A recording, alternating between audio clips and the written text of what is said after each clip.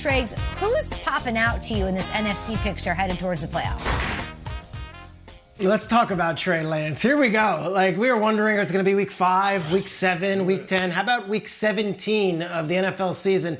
The San Francisco 49ers in the thick of a playoff hunt, handing the ball to their rookie quarterback out of North Dakota State and saying, hey, go and lead us. It's going to be Trey Lance on Sunday, barring a miracle that Jimmy goes. And quite honestly, after Thursday night's performance, injury or not, it might have been Trey Lance's ball anyway on Sunday.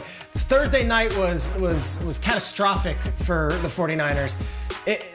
Jimmy Garoppolo threw some passes that have left us scratching our heads. And then the Friday morning, we go to Christmas Eve, and John Lynch is accidentally liking a tweet saying they should have left Jimmy in Nashville. Then John has to come out and tweet about that tweet.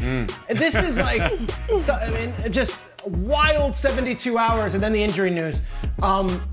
I could tell you from sources in San Francisco that Trey Lance has looked really good in practice the last few weeks. And I could tell you that when he did play earlier this season, there was a legitimate finger injury he was suffering through. So the hope is that twofold. A, Trey Lance comes in and can perform well for San Francisco. And B, there's no tape on this guy.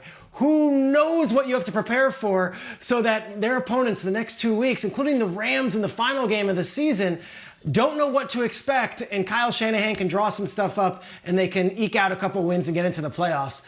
Whether Jimmy returns to the lineup, I don't know. This might be Trey Lance's team, and what a story this would be.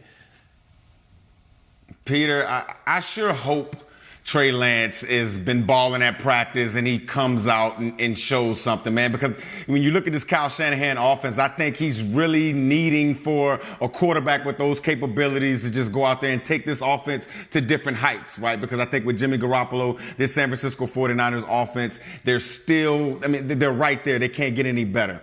But for me, I think the most intriguing quarterback has to be Dak Prescott. And I know Dallas Cowboy fans, they're excited this year. They're a very talented team. Each year, they're pretty talented. That's what Jerry Jones builds. He builds talented teams, but there just always seems to be something, right? Whether it's coaching, whether it's just playing bad in spots, whether it's off the field and Jerry Jones interfering too much into football affairs, there just always seems to be something. Dak Prescott this year, if you look at the weapons he has around him, if Amari Cooper's there, if CeeDee Lamb is there, if Michael Gallup is there, if the running backs, Tony Pollard and Ezekiel Elliott, if they're healthy, there really is no excuse. They've won games with Dak Prescott not playing well. They're on a 4-game winning streak with the Cardinals and at Philly to finish this season up. I think the Cowboys I think they're doing well. I think they're going to finish up strong. I think they get 13 wins. But Dak Prescott, it's all in your court, man. This is an explosive offense, explosive team. Don't screw it up. You're right, Mike. Do not mess this thing up. Dak's interesting. Jimmy's really interesting. It's a tale as old as time. We've all been there. It's Christmas time. You're at church. You're on your phone. You're on Twitter. You accidentally like this tweet against your franchise quarterback. Who hasn't that happened to? And I sympathize the way that went down. However, I'm going to talk about, I'll do it, Matthew Stafford. Here's the thing about Stafford. He seems to be this great guy, and he's a really talented player and a really good teammate and a really good leader. So he gets a lot of credit and a lot of respect. Is anybody nervous about Matthew Stafford chucking a few to the other team in a playoff game? Like, I am. He's second in the league in interceptions. He's coming off a game in which he threw 3. And while I appreciate after the game he was self-deprecating and told Pelissero, yeah, I really made it interesting, didn't I? I get that. I wish he wouldn't have, because she's made a lot of games interesting this year. And the problem isn't Stafford necessarily in a vacuum. The problem is he's going to have to beat Rodgers and Brady and maybe Dak and whoever else. And let's just go to it. I've talked about this for over a year, and we finally arrived. We're on the footsteps of history. What you're looking at there are the most quarterback starts in NFL history without winning a playoff game. Matthew Stafford has climbed the mountain. He and Jim Hart and then John Hadle back in the Chargers back in the day, 180 starts without a playoff win is the most ever, which means that this weekend he will take his rightful place at the throne with 181. And guys, he's going against Rodgers, who we are commemorating for passing Brett Favre on the touchdown list. Brady, who are commemorating for throwing 700. And he has now arrived at this place where, he hasn't been in a lot of big games. And we can debate that all we want. How much is that of the faults of the Lions or himself or whatever? He's not playing great consistently, and he makes me nervous. We come off the weekend saying, oh, Sony Michel, this run game is great. That's fine. Guys, they're not going to win the NFC with Sony Michel. Breaking news. It's going to have to be Matthew Stafford making some big throws, and many of those lately have been going to the other team. Intriguing and a little dicey.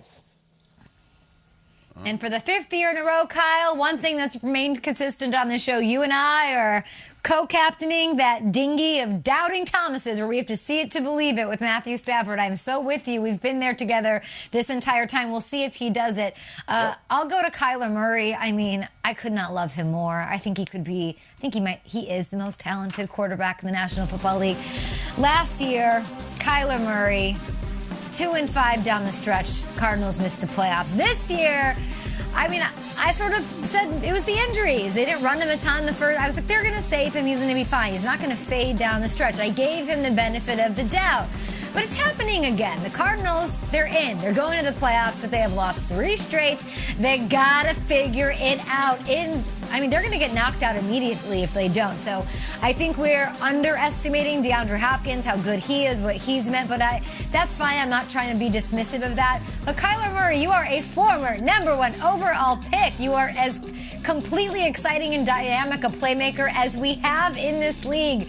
And you're great when things are clicking. So you have to get over the hump and right this ship. And you have to do it right now, because otherwise I'm just going to start pulling my hair out, Triggs. It's very frustrating what's going on in the desert. And you were there up close and personal Saturday.